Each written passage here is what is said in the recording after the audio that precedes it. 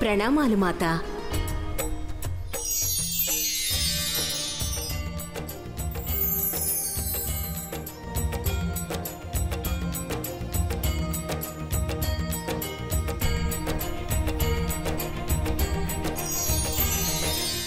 మీ అందరికీ జన్మాష్టమి ఉత్సవాలకు స్వాగతం. మీరంతా నా ఆహ్వానాన్ని మన్నించి వచ్చారు. అందుకు నేను అమితంగా సంతోషిస్తున్నాను.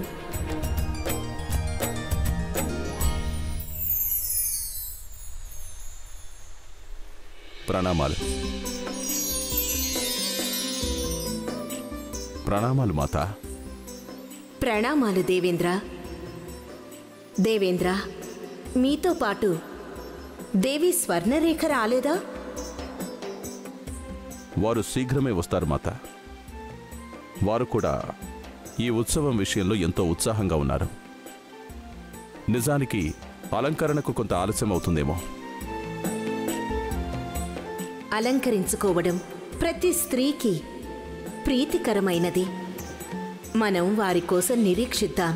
మాతా, మీరు ఈ ఉత్సవాన్ని ఏర్పాటు చేసి చాలా మంచి పని చేశారనిపిస్తోంది. దేవేంద్ర, భగవంతుడైన నారాయణుడు కృష్ణునిగా అవతరించి మన భక్తులను ఉద్ధరించారు. దేవలోకంలోని సమస్త దేవతలందరూ వారికి రుణపడి ఉండాలి.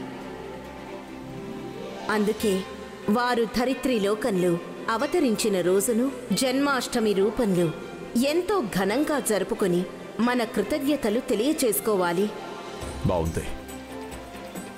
ఎంత మంచి ఆలోచనలు మాతా.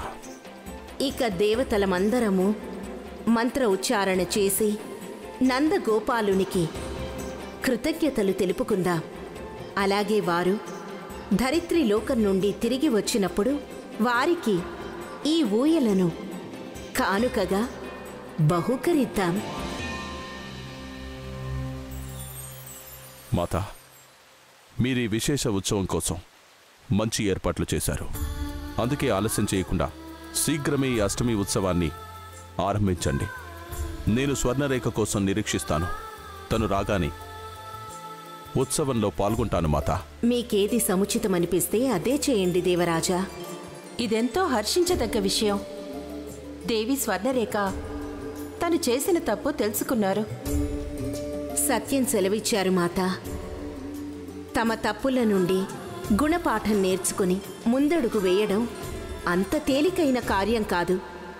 నాకు జరిగిన అవమానాన్ని మర్చిపోలేను, కొంచెం కూడా సహించలేను. నేను నా అవమానానికి ప్రతీకారం అవశ్యం తీర్చుకుంటాను. అన్నయ్య, నా ముందు ప్రత్యక్షం కండి.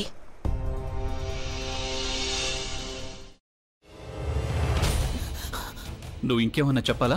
ఇంకేమన్నా అబద్ధం చెప్పాలనుకుంటే చెప్పేయి. నేను చూడాలనుకుంటున్నాను నన్ను మోసం చేయడానికి నువ్వు ఎంత నీచానికి దిగజారగలవు అని. ఎందుకు ఆలియా, ఎందుకు నువ్వు ఇలా చేసావు? నీకు తెలుసు కదా నానమ్మ తర్వాత నీ ఒక్కదానిని కదా నేను పూర్తిగా నమ్మేది. ఏమన్నావు నువ్వు? ఈ మధ్య అన్నిటినీ మర్చిపోతున్నావా? అది చాలు.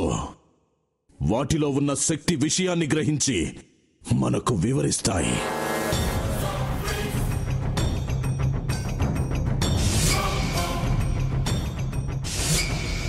ఎవరు ఆ దండ విప్పొద్దు, గది తలుపులు తెరవద్దు.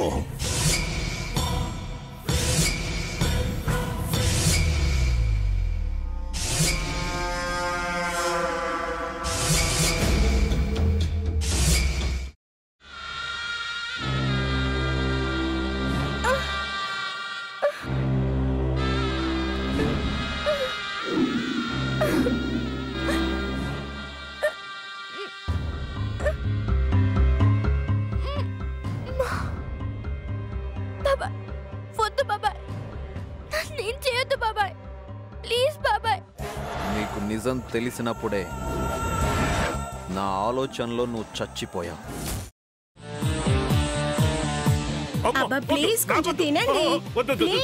భీమారావు గారు, మీరా? ఇగో మీరా కాదు, సక్కుబాయ్. అవును, మీ పనామే లేచిపోయిందని చెప్పి కంప్లైంట్ ఇచ్చినావు కదా. రేయ్, ఆయన కంప్లైంట్ ఇచ్చింది లేచిపోయిందని కాదు, కనిపించడం లేదు అని. అట్లానా? సరే మేడం. ఇడియట్. ఆ వంట మనిషి పేరేంటన్నారు? రత్తాలు మేడం. ఏం పెద్ద మంచి, నీ వంట మంచిని కూడా మేడం అని పిలుస్తావా? రేయ్ హాఫ్ బ్రెయిన్,